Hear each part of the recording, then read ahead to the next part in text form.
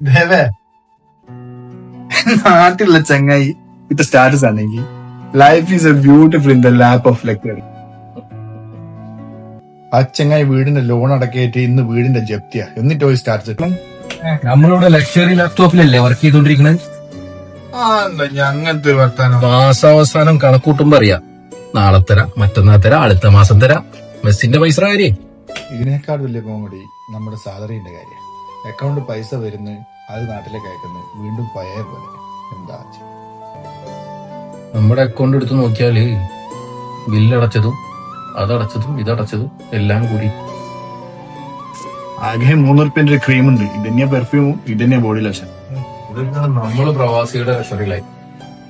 തിന്നാന്നല്ലേ നിന്റെ മെസ്സൽ എല്ലാം മുട്ടക്കറിന്റെ പലയിടത്തും മസാല കലക്കിയിട്ടിട്ടാ മുട്ടേനകത്ത്. ഓക്കെ, ഞാൻ പിന്നെ അറിയാം. ഒരു ഫ്ലാഷ് ന്യൂസ് ഉണ്ടാ.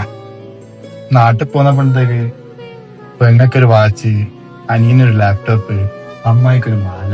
നാട്ടിലുള്ള ഈ സമ്പ്രദായം നമ്മളെ കൊണ്ട് മാറ്റാൻ കഴിയില്ല. എടാ മക്കളെ, ഇതിനല്ലേ നമ്മൾ കടലിൽ കിടന്നത്? ഒരു തരത്തിൽ പറഞ്ഞാൽ നമ്മൾ പ്രവാസികളില്ല, നമ്മളെ സ്നേഹിക്കുന്ന ഫുഡ് റെഡി. ഇപ്പൊ നമ്മൾ നേരിടുന്ന ഏറ്റവും വലിയ പ്രശ്നം ഇവരുണ്ടാക്കി ഈ കറിയാ.